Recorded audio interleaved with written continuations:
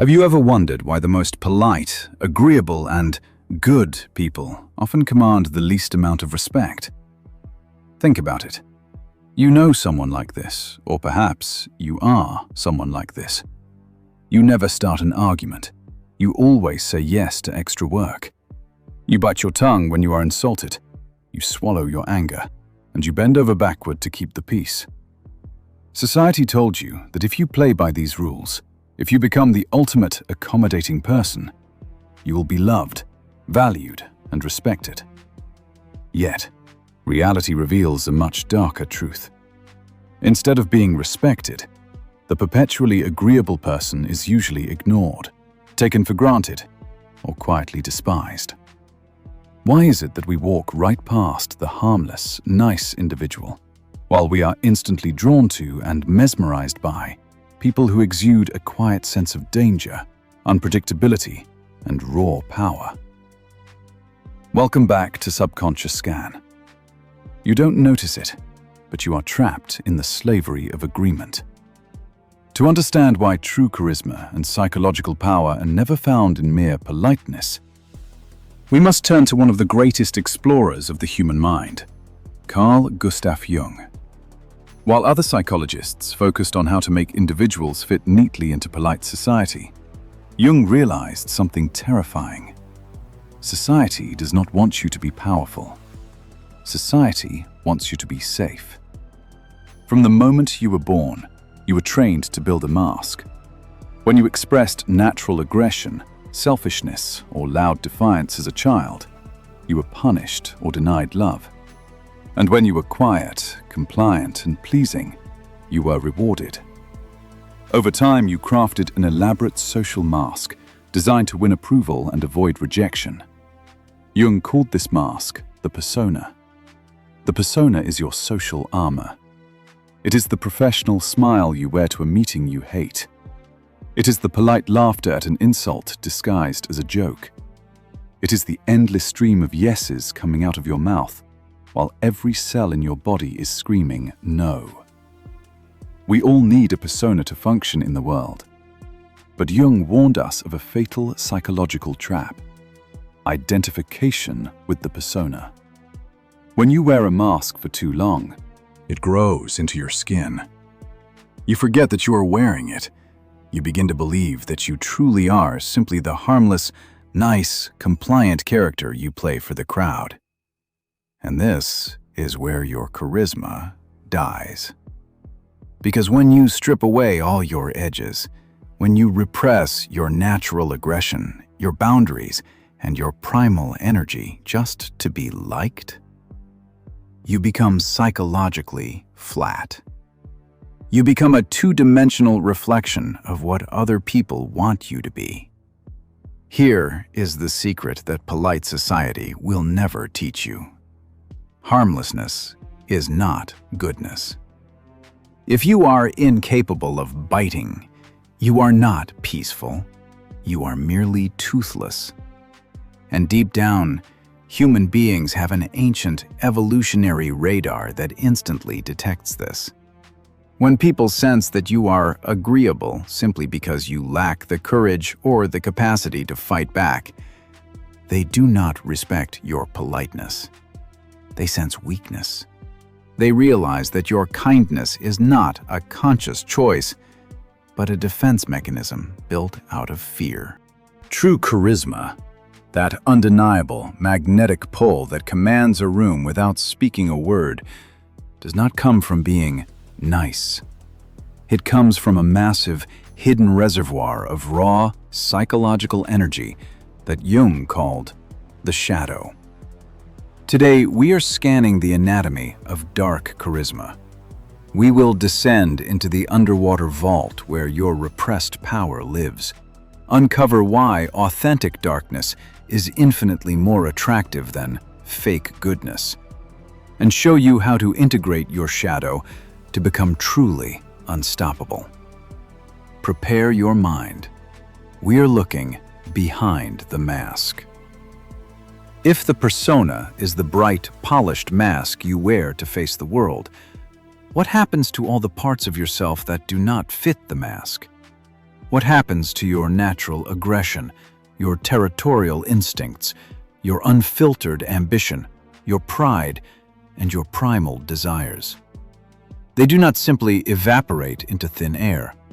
Carl Gustav Jung discovered that whenever you repress a natural trait because society or your family deems it unacceptable, you force that trait down into the dark basement of your unconscious mind.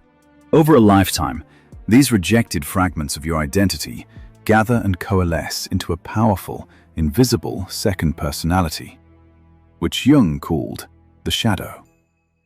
Imagine your psyche as this subterranean stone vault, half filled with dark, freezing water. When you were a child, you quickly learned the unspoken laws of survival. If showing your anger caused your parents to withdraw their affection, you took your anger, put it into a heavy iron box, and dropped it into the water. If being proud of your achievements made your peers envious or angry, you took your pride, your assertiveness, and your competitive fire, and tossed them into the depths as well. By the time you reach adulthood, you are dragging a massive, invisible bag behind you, filled with everything you were told was impolite, selfish, or too much. You have severed yourself from your own evolutionary toolkit just to be labeled a nice person. Now, let us uncover the hidden, devastating cost of this repression. Have you ever wondered why you feel perpetually exhausted, chronically anxious, or drained of creative energy, even when you haven't engaged in heavy physical labor? It is because keeping your shadow submerged requires an immense, continuous expenditure of psychological energy. Think of your repressed shadow like a beach ball that you are trying to hold underwater with your bare hands. It takes a massive, unrelenting amount of daily force to keep it pushed down beneath the surface. You are literally using 80% of your own life force just to police yourself, just to keep your inner monsters from breathing the air. No wonder the perpetually polite person is exhausted. They are fighting a silent, exhausting civil war inside their own nervous system every single second of the day. But here is the most dangerous law of Jungian psychology. What you repress does not stay passive. What you repress breeds and mutates in the dark. In the wet, cold shadows of your unconscious, your rejected traits do not die. They become distorted.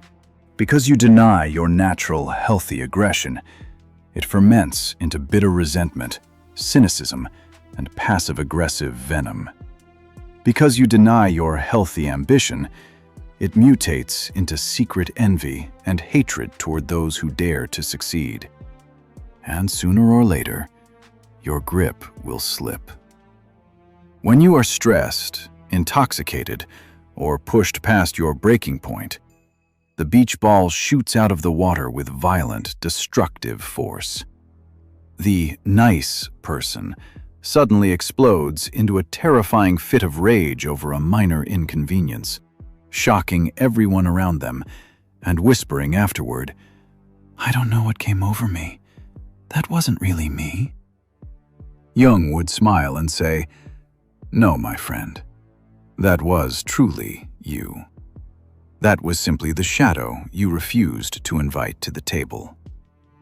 Now, let us ascend from this dark vault onto the stage of daily life and discover why society subconsciously despises the harmless person and why we are helplessly magnetized by those who have embraced their darkness.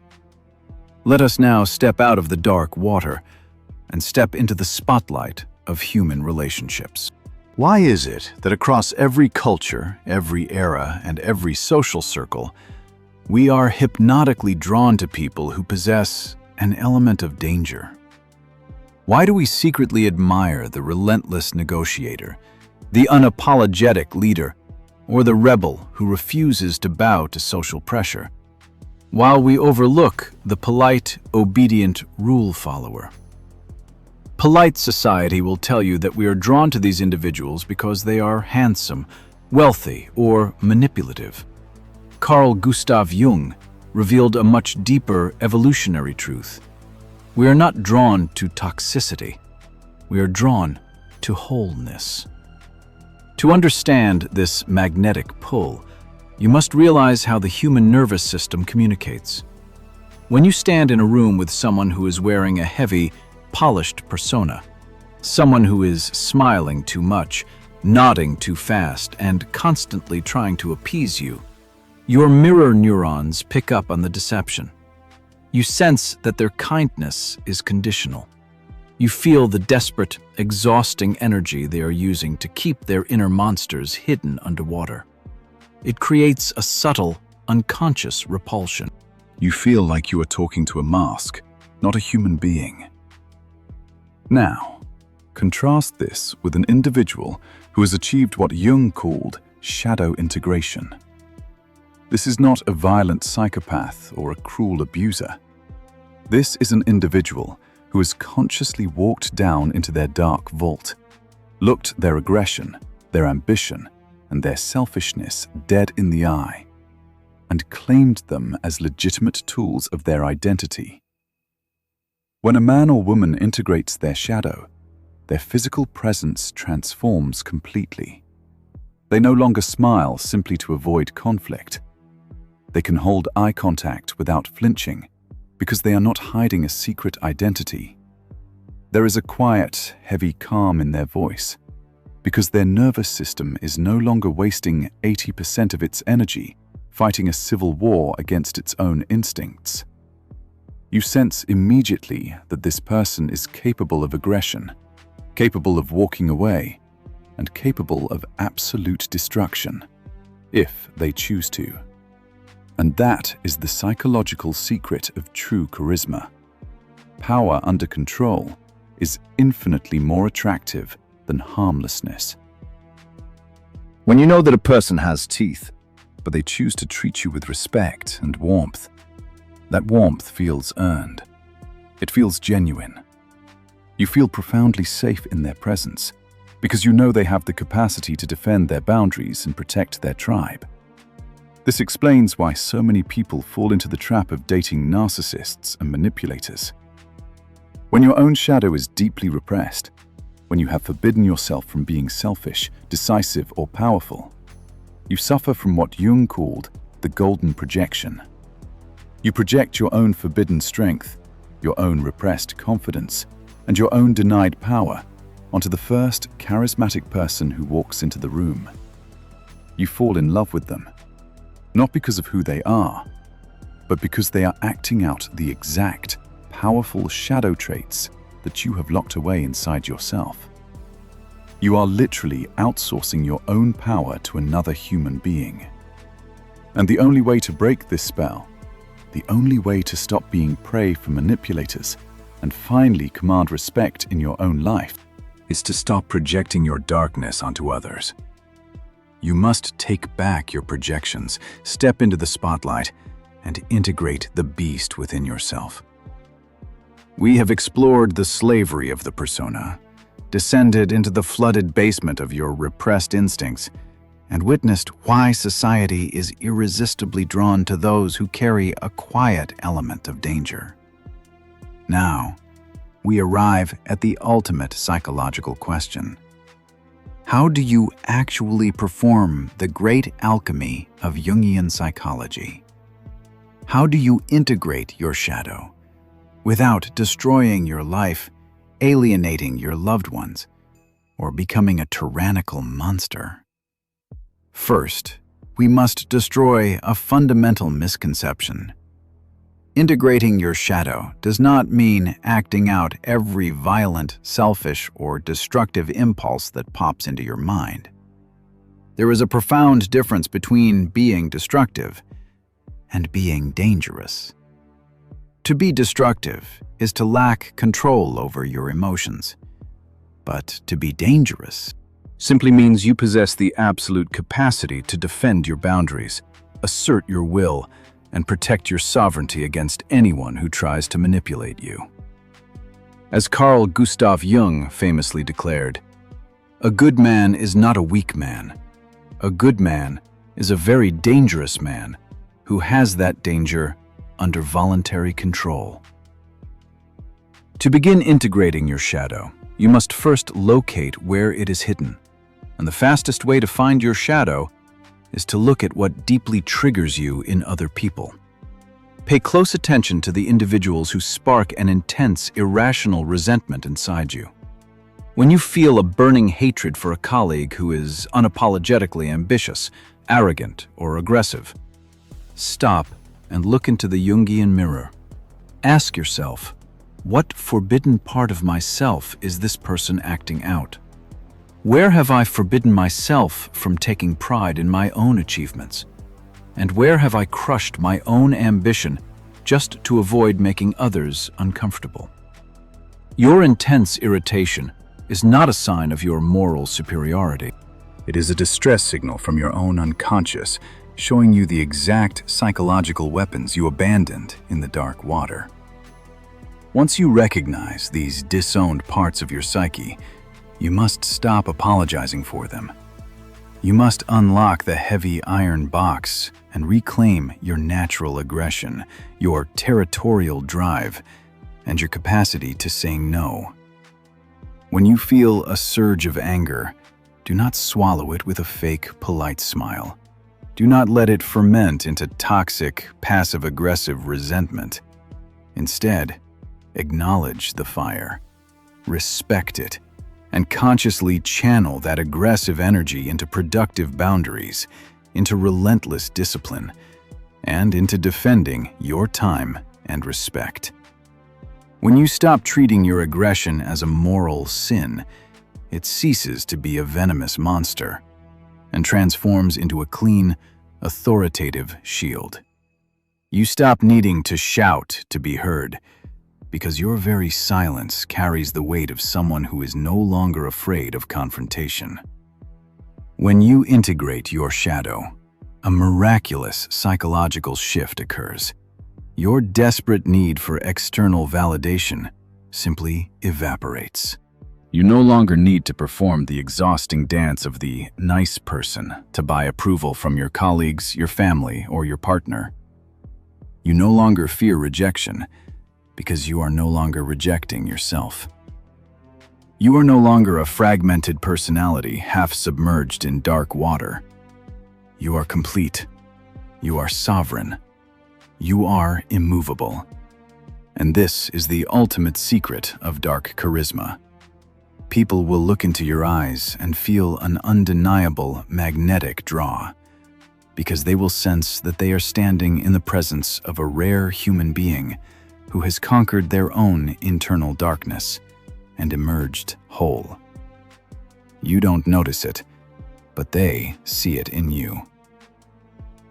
Now, we want to scan your mind. Look deep into the dark water of your own unconscious and be completely honest. What is the number one trait you have repressed your entire life just to be seen as a good person?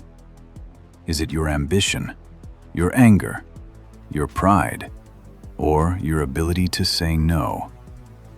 Tell us in the comments below if you have the courage to look behind your own mask.